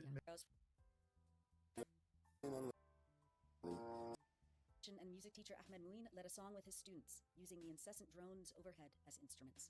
The song Carry Jamal Carry Mouin says, is a call to lift the weight of truth, the voice of courage, and the spirit that refuses to be silenced. Everyone, how are you? I miss you a lot, really. Today there's a lot of drones. I'm going to sing a song today with drone. شيل شيل يا جمالي شيل يا حوطك بالله دم الشهيد معطر بالهيل يا ليلو ويل ويل عالظالمي ويل ويل من الله لا أسهر على نجوم الليل أنا ويل. To lift the weight of truth, the voice of courage, and the spirit that refuses to be silenced. Everyone, how are you? I miss you a lot, really. Today there's a lot of drones. I'm going to sing a song today with drone. شيل شيل يا جمالي شيل يا حوطك بالله دم الشهيد معطر بالهيل يا ليلو ويل ويل عالظالمي ويل ويل من الله لا أسهر على نجوم الليل أنا ناديله شيل شيل يا جمالي شيل يا حوطك بالله دم الشهيد معطر بالهيل يا ليلو ويل ويل عالظالمي ويل ويل من الله لا أسهر على نجوم الليل أنا ناديله شيل شيل يا جمالي شيل يا حوطك بالله دم الشهيد معطر بالهيل يا ليلو ويل ويل عالظالمي ويل ويل ويل لا أسهر على نجوم الليل أنا ناديله شيل شيل يا جمالي شيل يا حوطك بالله دم الشهيد معطر بالهيل يا ليلو ويل ويل عالظالمي ويل ويل ويل لا أسهر على نجوم الليل أنا ناديله. It was Ahmed Mouin with his students, and that's it for the news roundup. As always, go to electronicintifada.net for much more, especially to read our new features by our brave writers. Incredible. I'm Nora Barrows-Friedman with my colleague Ali Abunimah. Hi, Ali. Hi, Nora. Thank you. That was haunting and beautiful. And it made me think that, you know, words change their meaning. And before we had these flying death machines, to me, the word drone referred to Scottish bagpipes. The drone is the one note that remains the same and against which the player plays the other music. I'm not describing it properly, but Indian classical music, that it's just haunting and beautiful, incredible. And it's been another horrific, unbearable week. And I almost have to turn away sometimes when you're reading and showing us what happened. But I, like so many of us, we have to bear witness. And we have so much to talk about today, including especially the murder of Anas Sharif and his colleagues. I still can't believe it. I still can't. I mean, the incredible thing is he knew it was likely, which is why he wrote that extraordinary letter that was published after his death. He knew it was likely, and we saw him saying, I'm going to keep doing it. I'm going to keep reporting till my last breath. And that's what his colleagues in Gaza are still doing. They were not deterred by his murder, by Hussam Shabbat's murder, by the murders of more than 230 of their colleagues. They're still doing it. And what's shocking is the lack of solidarity from so many in the international media. Yes, there have been some expressions, but by and large, we're not seeing the support. On these reporters who we rely on, who in fact the world relies on, because all the major news agencies, the Western news agencies, rely on Palestinian stringers, as they call them. Yeah. They're actually doing the work. Yeah, I was watching Sharif Abdel Qaddous at Dropsite earlier, and he was talking about how Anas al-Sharif won Reuters a Pulitzer Prize. He was part of the team that won Reuters their Pulitzer Prize, and one of the photographs that won that prize was taken by Anas al-Sharif. And Reuters, just in reporting on his assassination, they just gave Israel's claims for why they assassinated him with there's no disclaimer, there's no pushback, there's no analysis at all. There's nothing. They just printed what Israel said and went with it. They're cowards. It's they're just cowards. it's so brutal and so heinous, and it just keeps happening. Yeah. Anyway, but at least there are people who are materially and legally trying to hold the perpetrators of this accountable. So why don't you introduce our next guest, Ali? Absolutely. And just a reminder, you're watching and listening to the Electronic Intifada live stream. I'm Ali Abu Nu'aima here with my colleague Nora Bowers-Friedman. And as we've just been hearing, early on August 10th, Israel attacked a group of journalists near the main gate of El Shifa Hospital in Gaza City, killing Al Jazeera's 28-year-old correspondent Anas al-Sharif and his colleagues Mohammed Preta, Ibrahim Zahir, Mohammed Nofal, and Mu'min Alaywa. Israel killed Mohammed al-Khaldi, a journalist who worked for Sahat media platform, and Saad Jundiya, a Palestinian civilian who happened to be present in the same attack. These brazen murders have sparked global outrage and even criticism from some of Israel's staunchest partners in this genocide, such as the European Union. This criticism has not, however, come with any action to hold the killers accountable. But on Tuesday, the Hind Rajab Foundation and the Palestinian Center for Human Rights filed a complaint at the International Criminal Court over the murder of Anas al-Sharif and his colleagues, as well as Israel's killing of more than 230 journalists during this genocide, by far the largest number of media workers killed in any conflict in history. The two human rights groups say, quote, "This was not just another tragedy and a long war on the press. This was a clear-cut criminal act, a war crime, and part of a broader genocidal campaign, and it demanded a direct, targeted legal response," end quote. They also state that their action at the ICC, which names specific Israeli commanders as responsible for the latest killings, is not just symbolic litigation. The Hind Rajab Foundation says that it is tracking these individuals, identifying their roles, and preparing to pursue them in any jurisdiction willing to act. Joining us now to talk about this and other ongoing efforts to bring Israelis involved in the genocide to justice is Diab Abu Jahja. He is a Belgian-Lebanese political activist and writer, and he is the co-founder and chair of the Hind Rajab Foundation, the organization that uses offensive litigation to hold responsible those involved in atrocities of violence against Palestinians. Diab, welcome back to the Electronic Intifada live stream. Thank you for having me back. It's good to have you. Thank you so much for all your work, Diab, you and your colleagues. And let's start with your action this week at the International Criminal Court in cooperation with the Palestinian Center for Human Rights. You say you have identified the individuals responsible for the murder of Anas al-Sharif and his colleagues. Who are they, and what are you asking the ICC to do? Yes, of course, when we talk about individual responsible, the first people who come to mind are the political responsibles. And this is, of course, true. And this is the main responsibility, is a political responsibility. And it is Benjamin Netanyahu, the ministers, and the people who are designing this policy, whether the genocide in its whole or the onslaught against journalists and aid workers, medics, etc. So within this genocide, you have a cluster of little genocides or genocidal machination that are actually being deployed in a clear strategy, serving the big scheme. And this is the attack on journalists is part of that. It's part of the war on truth. It's part of the effort to try to gaslight the whole world about what's going on in Gaza, etc. So this is very important to put out there. However, from our perspective as Hind Rajab Foundation, we try always to go beyond the obvious culprits and the usual suspects and go deeper into the structure of the Israeli army that is enabling this genocide, that is executing this genocide. And it is because we know that, first of all, this is something that has to happen regardless, but also because the Israelis are willing to, keep bearing this broad responsibility and giving it a political narrative on the level of prime ministers or ministers, etc. But they are very afraid of really making this concrete into naming those who are responsible. Let's skip to the resistance report. You are watching and listening to the Electronic Intifada. I am John Elmer. This is the resistance report for day 678 of Israel's criminal genocide. I am reporting this on the 14th of August. We'll bring up the first map as always, just so people can get their footing and understand the areas that we are going to talk about. I've told you on previous shows that Operation Gideon's Chariots had been essentially ended more than a month ago, I reported to you that there was the satellite imagery showed no advance of troops during the second part of Gideon's chariots, which focused down in the south there in Khan Yunis. 80%, upwards of 80% of all structures in Gaza have been destroyed. Gideon's chariots operation was expressly an operation targeting buildings and not the resistance, but the resistance mounted more than 200 operations, qualitative operations, against the Israeli military in Khan Yunis alone. That is the second battle of Khan Yunis. And of course, as I've told you, June and then July was even more costly for the Israelis. Those are the two deadliest months in the past year of this battle. The Israeli military has now drawn down its force in Gaza by more than 2/3 have withdrawn after the end of Gideon's chariots. There are now 5 brigades of the IDF in Gaza, which amounts to a single division, although they are spread out across 3 divisions. They just began a new operation in Zaytun in southeastern Gaza City that you can see up there on the top of the map, one of the areas that right around Gaza that you see, that's Gaza City. And Zaytun is just to the southeast of Gaza City. It's a neighborhood in Gaza City. That operation began yesterday, and already we're getting field reports of multiple Yasin strikes versus tanks and D9 armored bulldozers in Zaytun. There are still Israeli troops on the 2 corridors that I broke down over the past few months. The Moreg corridor that divides Rafah and Khan Yunis down in the south of the map. Now there we're looking up just north of Egypt, and also the Magan Os corridor, which is cutting Khan Yunis from east to west, and the Moreg corridor cuts Rafah from Khan Yunis, Rafah in the south, Khan Yunis in the north.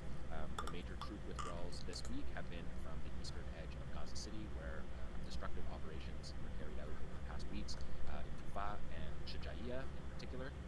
And this week, at the end of last week, just after we went off air last week, the Israeli Security Cabinet met in a 10-hour meeting to discuss next steps. During that meeting, actually that meeting was preceded by Benjamin Netanyahu, the Israeli Prime Minister, doing a media blitz in the United States, because that is the most important audience for the Israelis, because that is the country that is protecting Israel, supplying it with its weapons, and putting it in its free hand to carry out this genocide, as we all know. But that media blitz by Netanyahu was saying that they were going to occupy Gaza, and they were going to attack Gaza City, western Gaza City, the Shati refugee camp, areas that they have not been, the Israeli military has not been in since late 2023, when, of course, they said they had operational control over that area. Israel started saying they had operational control over areas north of Gaza within 2 weeks of the ground war. These have been absurd statements that are always rebuked by the resistance at every turn, because each of these battles now at Zaytun, this is the 7th battle of Zaytun that's going on beginning today, but the 10-hour meeting, the IDF chief of staff presented at that meeting. He and his forces are against the occupation of Gaza City. They're not interested in the fighting. They're exhausted. Their troops are exhausted. They have had 20,000 troops taken off the battlefield. That's more than 2 full divisions taken off the battlefield with injuries. And the Security Cabinet meeting ended up being an argument between the IDF chief and political and Netanyahu's extreme right-wing government. IDF chief I'll be right back. Was pushed back apparently hard against the operation, and it's, again, like I said before, it's the exhaustion of the troops and their gear. It has nothing to do with the massacres of civilians or these aid trap massacres. But earlier this month, 19 ex-IDF chiefs of military intelligence, Amman, Shabak, the internal security, and Mossad external security chiefs, 19 of those chiefs made a video directed at Trump, where they spoke English in the video, and a couple salient points from that video of those ex-chiefs, a number of them ex-IDF chief of staffs. They said, "We are on the precipice of defeat. We are now mostly offsetting losses to the resistance," is the implication. And of course, offsetting the losses is what they're doing with the demolitions. So the plan to invade Gaza City is going to be slow walked while they give troops a break. And in this interim period, some talk about the operation launching on October 7th. This is the kind of psychological approach the Israelis are taking to this kind of battle, drawing it to October 7th. And so we may have here a number of weeks of aid massacres from the air, but limited military maneuvers on the ground. During that 10-hour Security Cabinet meeting, Netanyahu told the IDF chief that his methods had failed to achieve the goals. Everybody is very consistent in Israel, in the security establishment, in the political establishment, and across Israel, that the operation has been a failure, a genocide, but a military failure.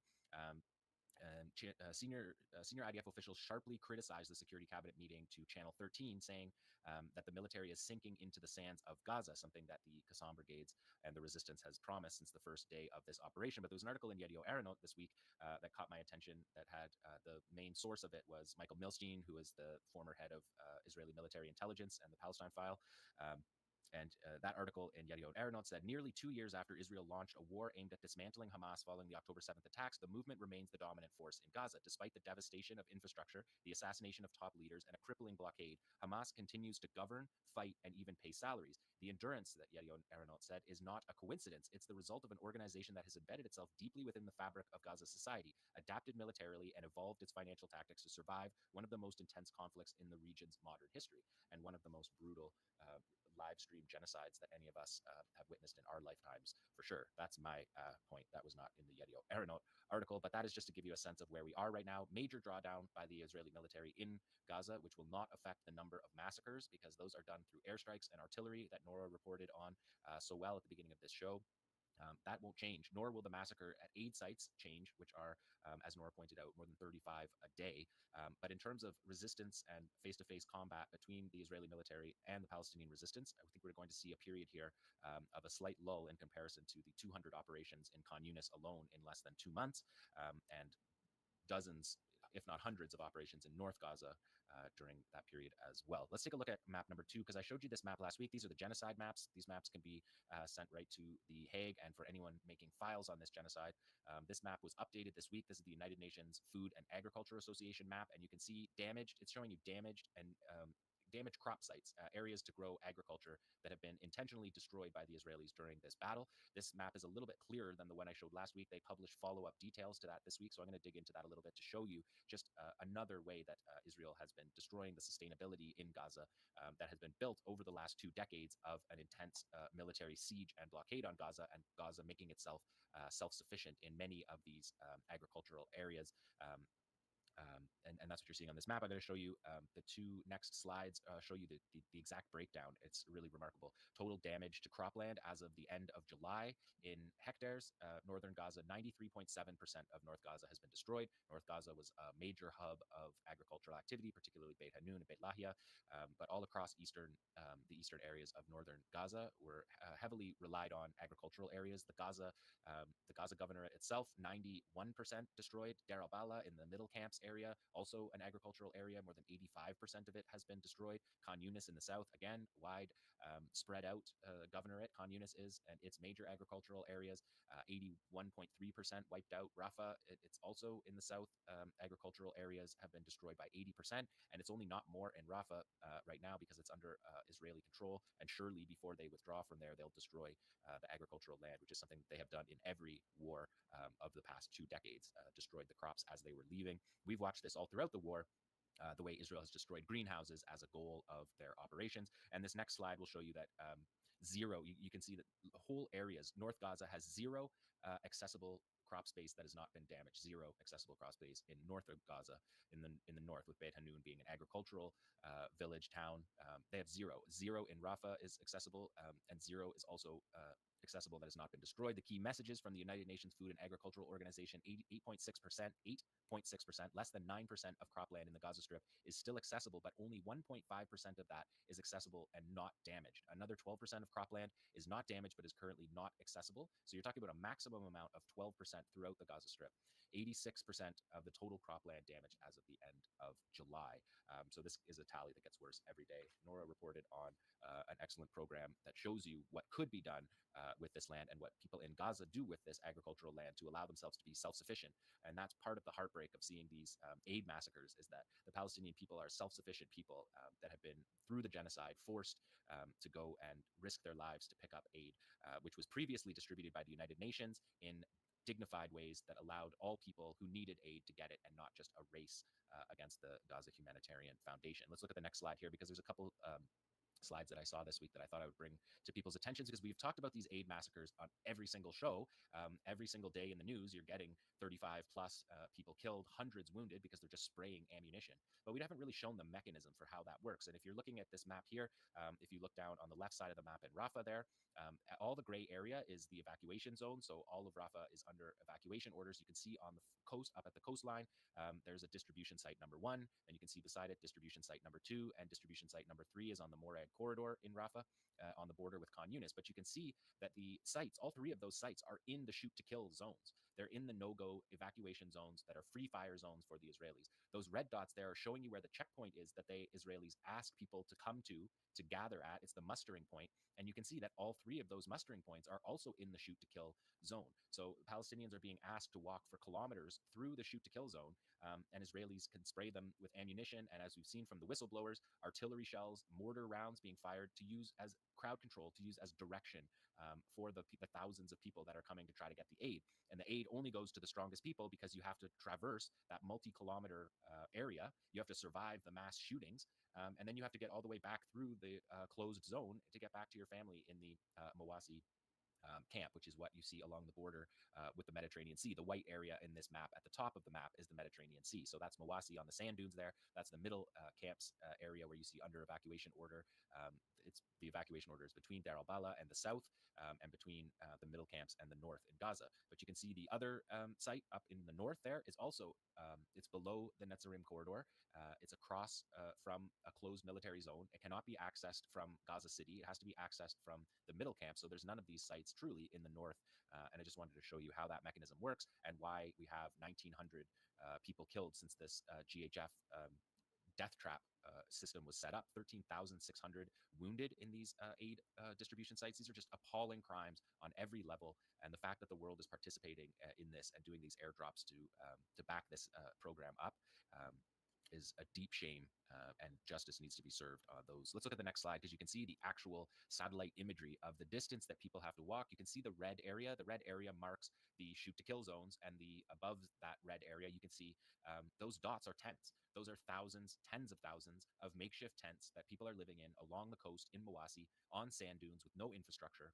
And then they're told to walk from their displacement camps down these multi-kilometers. You can see on the map, it's showing it's 2.6 kilometers from the muster point, which is already in the shoot to kill zone. 2.6 kilometers. God damn. And on the other one, it's 2.7 kilometers to the aid site. And you can also see with this satellite imagery, this is from The Economist, you can see why people are being shot where they're in their tents, because the Israelis are spraying ammunition along this area, and it's right bordering against people in their tents. The tents obviously have no way of stopping incoming rounds or shrapnel, and people are coming to the hospitals in Khan Yunis every single day, at the same time every single day, the same injuries every single day, for being hit while in their tents, minding their own business, for these Israeli massacres of the site. So I just wanted to put those maps in people's mind when we're talking about what it looks like to collect those aids. Let's take a look at the resistance here. We have audio track first.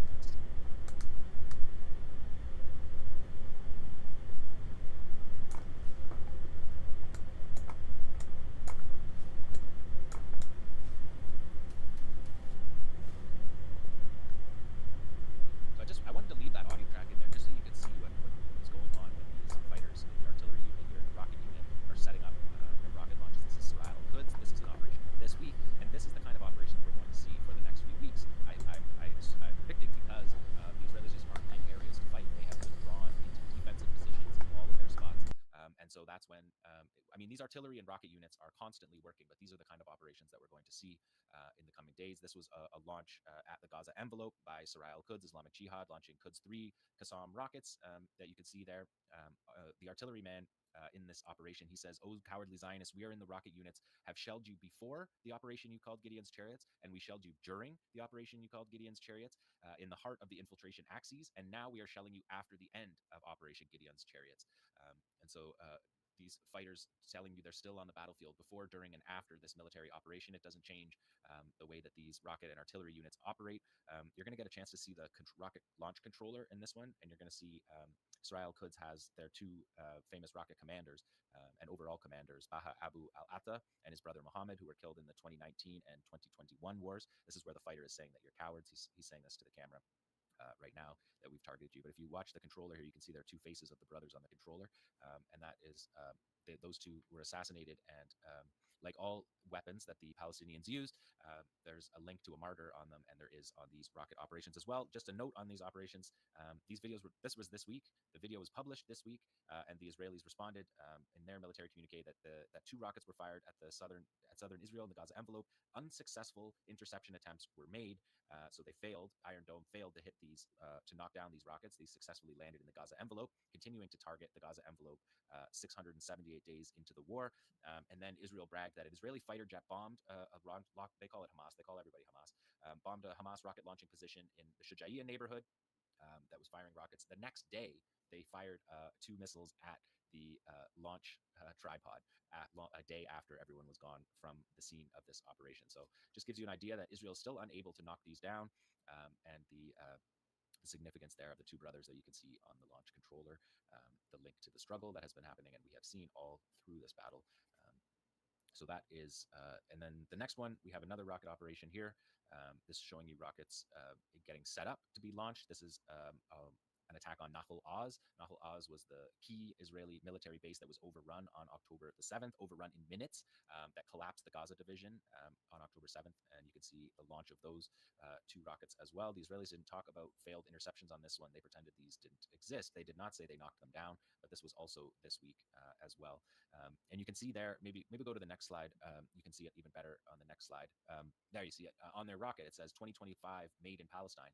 So here we have Islamic Jihad Saraya al-Quds artillery and rocket unit showing us in that brief moment that they always do. They didn't linger on it. I just did a freeze frame here to show you that they want you to see that this rocket was built in 2025. These are an ongoing construction. The military manufacturing is ongoing, and I think we will probably see that if the invasion of Gaza City happens as well. We will see that. We have seen it all throughout the war, I think, that they've been able to manufacture during the war. Also, just a note about the third battle of Tufah. A field commander in Saraya al-Quds said that after the partial withdrawal of the enemy from the areas east of Gaza City in recent days, and after reaching pre-prepared combat zones rigged with Thaqib and other anti-armor landmines, Thaqibs are the EFP of the Saraya al-Quds. It's like their Shawad. As well as reverse-engineered return-to-sender explosives from enemy remnants. They were able to, this commander says, able to target 52 IDF vehicles with Yasin strikes and IEDs and return-to-sender operations over the 2.5 months of the operation in eastern Gaza City. That is Shujaiya, Tufah, and Zaytun. The next slide shows you, I made a little compilation of these because I don't show you these week in and week out because there's so many videos to show, and the artillery guys here, the mortar units, you don't see much, and so I usually leave them out. But just to say, and I've said it before, they always get short shrift, but there's 10 of these videos a week from all factions. These are Qassam that you're watching here, but all factions: PFLP's Abu Ali Mustafa Brigade, the DFLP's National Resistance Brigades, the Popular Resistance Committee's Nasser Salahuddin Brigades, the Al-Amudi Brigade of the Al-Aqsa Martyrs Brigades, and of course the heavy lifting is done by the Qassam Brigades and Saraya al-Quds. These are 60, 80, and 120 millimeter mortar shells, mortar bombs that are fired, that are built in Gaza as well, that you're watching here. And all factions released these videos. There was a PFLP operation with Saraya al-Quds. There was a Popular Resistance Committee's mortar video with the Al-Amudi brigades. So we see these constantly, and you just saw there that was a Saraya and Qassam joint operation. And just this past week alone in Khan Yunis, there was 12 artillery operations. That's operations, not amount of ammo fired, because you can see here they're going to fire half a dozen per mortar launch. In eastern Gaza City, there was 14 artillery operations. Also this week, the Qassam brigades, 2 days ago, they hit 2 Merkava tanks and 2 bulldozers. Those mortars don't look hard to build.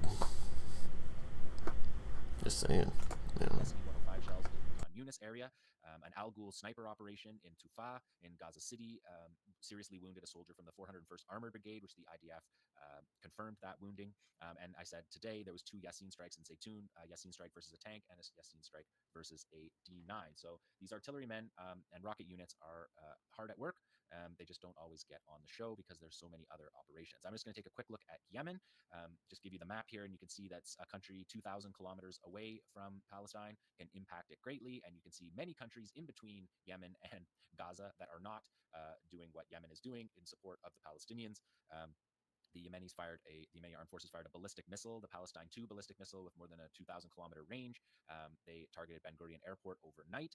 If we take a look at the next slide, you can see the way that that they have been showing us their work, their information operations. Abdul Malik Al-Houthi here saying there was 14 operations carried out last week. This is last week, including missiles and drones. This takes the tally since the beginning of the war to 1,700 plus missiles, drones, and unmanned boats, unmanned drone boats that they use, surface vessel, robot surface vessel boats that they have used. You can see the two there. That's the Yafa drone on the bottom right, and it's overlaid on top of the Palestine 2 ballistic missile with the very notable Kafia nose cone on that missile. And we've seen that missile strike within feet of the airport lounge at Ben Gurion Airport. Abdul Malik Al-Houthi said that he said that the support operations from the Yemeni forces this week were carried out, he's talking about last week, with 14 missiles and drones, including targeting Ben Gurion Airport, as well as Yafa, Haifa, Ascalon, and of course the Red Sea blockade continues. The naval blockade continues, is successful, effective, and impactful, he said, and the port of Rashrash, which the enemy calls Elat, remains closed. And that is still the case today. There was 10 Yemeni operations in the last week. And if we look at the next slide, you can see how they do their information operations. Yahya Sari, the spokesperson, comes out and he gives an address every single time they carry out an operation. Yahya Sari comes out and gives an address, but they also put out these info cards that tell you what happened. So in this one, they're talking about Tuesday's operation. It says the Air Force of the Yemeni Armed Forces carried out 4 military operations using 6 drones targeting vital Zionist enemy sites in the areas of Haifa, the Negev, Eilat, Beersheba, and Ben Gurion Airport. The continued execution by the Zionist enemy of its plans to liquidate the Palestinian cause through genocide, starvation, and displacement will have dangerous repercussions for all Arab and Islamic countries and peoples. The liquidation of the Palestinian cause will be a prelude to the enemy's violation of other peoples and countries unless these countries move to support the steadfast resistance in Gaza, which is the first line of defense for the entire Islamic nation. That's what Yahya Sari said. And if we look at the next slide, you can see this is an edited video that I put together of these weekly demonstrations in Sabain Square and Sana'a, these million person marches that happen every single week. Abdul Malik Al-Houthi gives a speech every single Thursday, and at the end of his weekly to go to these demonstrations. And his Thursday speech last week, Abdul Malik Al-Houthi said, if there had been widespread popular movements across Arab and Muslim countries, it would have influenced the decisions and positions of the rulers of those regimes. From the American perspective, the land that belongs to Israel isn't just Palestine, it is the entire region. The Israeli and American powers are genocidal in their ideology, behavior, and practice. They're a danger to all human societies of the planet. So that is the resistance report for day 678 of genocide in Gaza. Incredible work. 0.5% of accessible and available land, agricultural land in Gaza, just decimated or in no-go zones or both, like the UN agency said. And the key thing about the buffer zone that Israel intends to keep is the buffer zone is the agricultural area as well. And even when there wasn't a buffer zone inside Gaza, they still shot at farmers in those areas. The defeat needs to be total to reclaim that agricultural land, which is, something that to me, traveling there was so impressive to me under a total blockade where it sometimes would take me a year to even get in. And you see just how self-sufficient people had become, even in just such a short amount of time after the brutal blockade was enforced, because Palestinians elected a government that the United States and the European governments didn't approve of. So they decided to strangle Gaza. And those agricultural lands were part of the revival of them, and the deepening of them was part of the resistance strategy for the people of Gaza.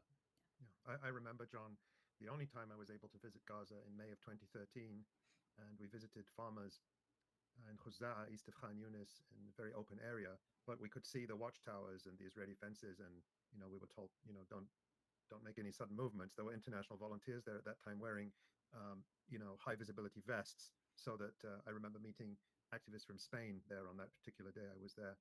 But what stays with me to this day was the joy of those farmers, and they were families. So you had generations of people harvesting the wheat, and I still have. I don't keep it where I am now, but I still have a handful of that wheat that I keep in a jar. I think I've shown it before. But yes, that's just to say it was incredibly productive land, but it was the land that was closest to the Israeli army and the most vulnerable. And I remember then, we've also reported on this on the Electronic Intifada, that the farmers told us that the Israelis will come in overnight and just destroy a crop just for the heck of it, and that would be months of labor destroyed, and food, and so that's what the settlers are doing. That's what they're doing across the West Bank in this war as well. That's to destroy the greenhouses. I remember when the strawberries came in, and it was like you could hear kids running down the road, like from the first strawberry pick. The strawberries are in, and a donkey and a cart behind it, just full of the most beautiful strawberries you've ever seen. And it was just sheer joy. Everybody came down out of their houses. It was it's beautiful. But also, when I was listening to you, John, I was also thinking of what Nora showed us in the news report of that kusa, that beautiful zucchini growing, and part of me was thinking, gosh, I hope the Israelis don't come in and just spray it or destroy it out of spite and out of the. But that shows the resilience that growing food is part of survival and resilience and resistance. So and they rebuild the cucumbers, they rebuild the hospitals, they rebuild. It's there's a lot to be hopeful about when you see the way that Palestinians have handled this just absolutely unbelievable situation.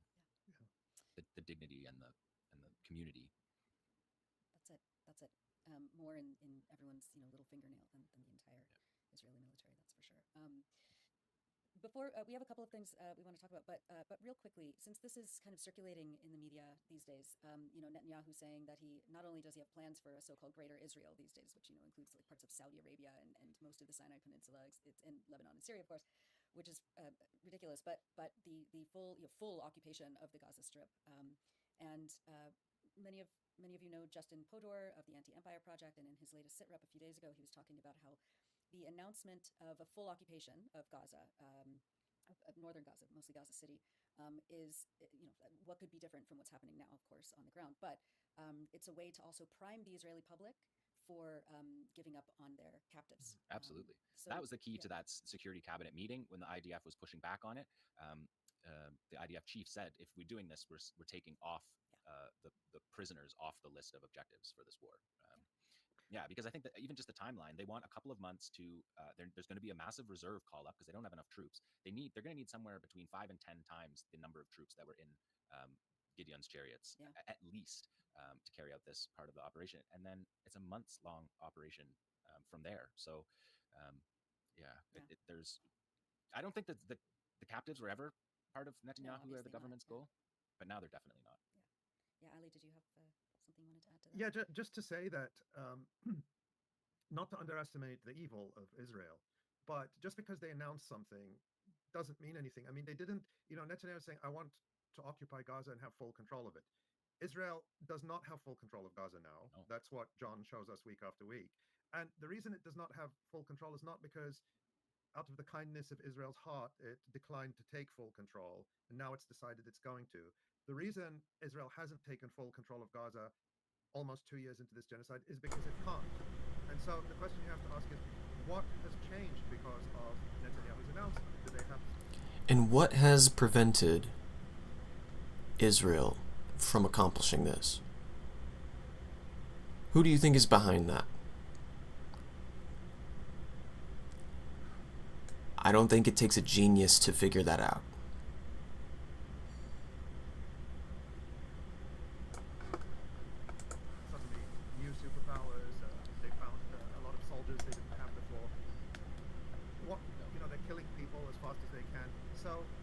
I do think I listened to Justin Podor's sit rep when he made that argument, but I think it's convincing. This is about genocide first. It's to tell the so-called home front that our goal is genocide, not to bring the prisoners of war back. And the families understand it now. That's how they are interpreting it. Yeah, but the ethnic cleansing of Gaza City alone is a catastrophe. And if the assassinations of those incredible journalists that we have all followed every day was the opening salvo, it's a deepening of the genocide. I think we're now at genocide 4.0, if that's what's going to happen. There's 1 million people in Western Gaza City, and if the two places that are on the Israeli hit list are Gaza City and the middle camps, it's going to be a genocidal catastrophe. I don't put much in the occupation of Gaza part. I don't think that's the thing to focus on, but I do think that they're building for an invasion of Gaza City and the Shati refugee camp, and there's going to be fierce battles in Western Gaza City. And if they are able to push 1 million people, we remember what it was like when the first exodus from Gaza City in October of 2023 and November. It was a devastating catastrophe, and that was at the beginning of the war. To do it now in the condition that people are in, and this is where international intervention is it's right there on the table, because there's a delay in the amount of time before they're going to enact this stage of the genocide. And instead of just giving platitudes or discussing ways that in the future you might play a role in this conflict, they step in today and say, no, this is one genocide too far. in this And battle. they did in the sense that we got this slew of coordinated statements from Western allies and supporters of Israel and its genocide, the EU, the UK government, France, and all the usual suspects. I think even Germany, which announced that it was going to suspend new arms sales to Israel, which means all those that are in the pipeline are fine, but any new ones might not get licensed.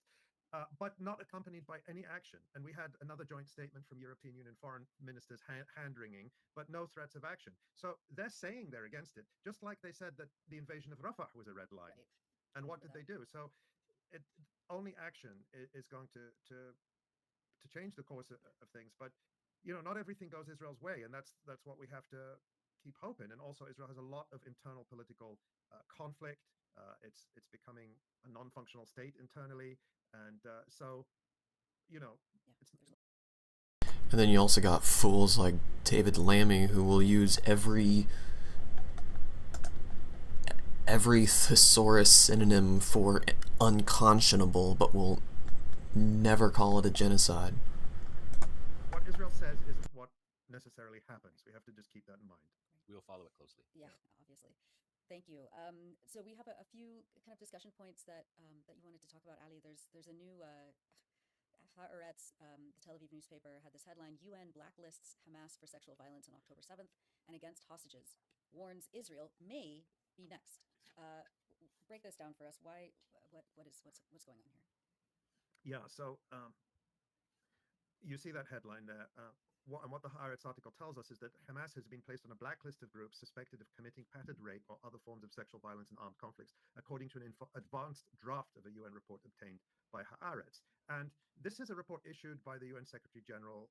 It's actually done by his appointed advisor on sexual violence in armed conflict, Pramila Patten, who we've talked about before. And it's really, this is just utterly bogus. According to Haaretz, the report is scheduled to be presented by Guterres to the UN Security Council today, Thursday, and it also warns that Israel could be placed on the blacklist in the next report set for release in 2026. So Hamas already added, according to the release draft or the leaked draft, Israel finger wagged at them and said, you could be added next year. Now let's get into what Haaretz says.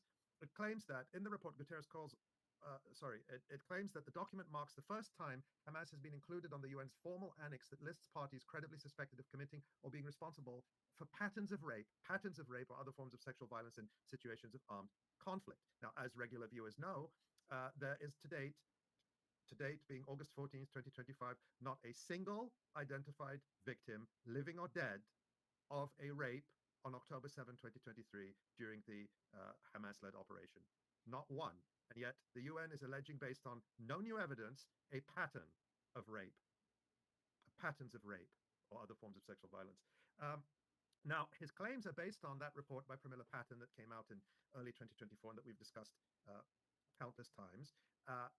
And according to Haaretz, Guterres will note that Patten concluded there are reasonable grounds to believe sexual violence occurred at multiple locations on October 7th, including cases of rape and gang rape. Now, we went through that report in detail, most recently on our July 10th live stream, and I also went into some of the details of that Pramila Patten report, which this Haaretz article will not tell you. That's the video if people want to find it on a YouTube channel. Israel revives 7 October mass rapes hoax with same old lies, a report that Asa Winstanley and I did. But as we point out, that Pramila Patten report that Guterres is citing as the reason to add Hamas to this UN blacklist, the report could not verify a single specific rape. It debunked several false claims of rape. It says that the UN team reviewed thousands of photos and videos and could see no tangible evidence of rape in any of them, that it was provided no forensic evidence of rape, that it wasn't allowed to meet with any alleged victims of rape, and so on. Again, all this is covered in our 2 years of coverage, including that recent report from July 10th. So despite that, Guterres is adding Hamas to its blacklist and not Israel.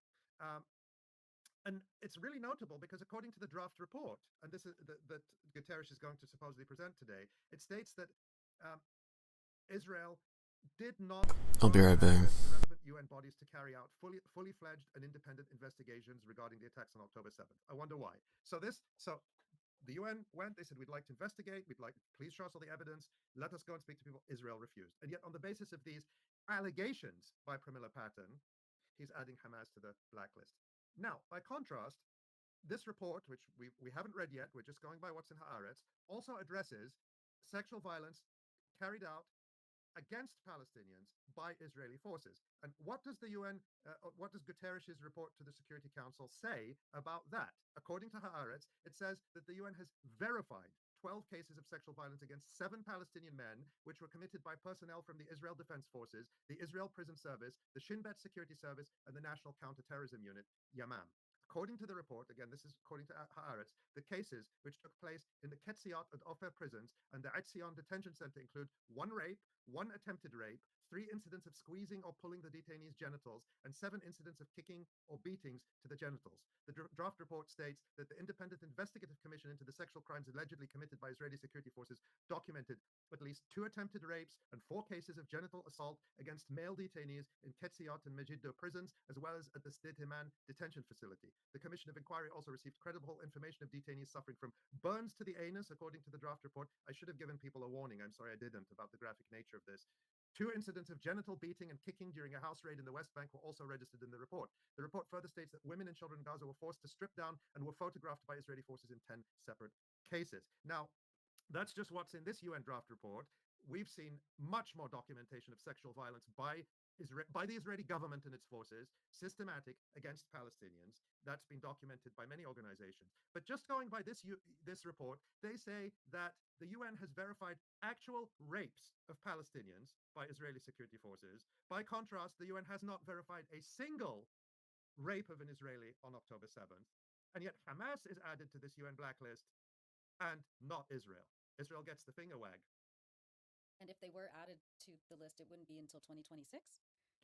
Yeah, because they have another year in which to commit crimes, and then the UN is going to go and see, well, are we going to add them this year or not? So make that make sense, that the only rapes that the UN has documented, the only actual rapes and attempted rapes that it says it has verified, the UN's word, were Palestinian victims raped by Israelis. And yet it's only Hamas that's added to the UN blacklist and not Israel. So what that tells you, that this report is purely political, and the result of pressure and lobbying by Israel, by its allies. I don't doubt, I believe, I don't have proof of this, that probably the UK government and Germany were involved in this. And the reason I think that is because in our July 10th program, we talked about this new bogus Israeli report by something called the Dina Project to revive these fake allegations of rapes on October 7th. We went through that in detail and how there's nothing new there. That was funded by the UK government. Also, the German government is funding another fraudulent Israeli organization, the so-called Civil Commission, which was accused in the Israeli press of just collecting money and doing nothing. The German government is now funding it to produce more what are undoubtedly going to be rape hoax reports. Because remember, the German government has lied repeatedly that leaders saw videos of Hamas rapes in progress, videos that not even Israel claims exist. So that's how committed Germany and the UK are to these lies. Now, Yeah, I think it's well explored that that's all a bunch of horseshit. So I'm going to leave it there. Thank you for tuning in. I appreciate you checking things out. If you want to support the channel, like the video and subscribe. I would really appreciate it. I mean, it would definitely help out, as I'm probably going to have to... I mean, I doubt my appeal is going to bring my channel back. So, if you could subscribe and help me rebuild, I'd greatly appreciate it. Take care. Peace out. Free Palestine. Fuck Israel. Crush Zionism forever. See ya.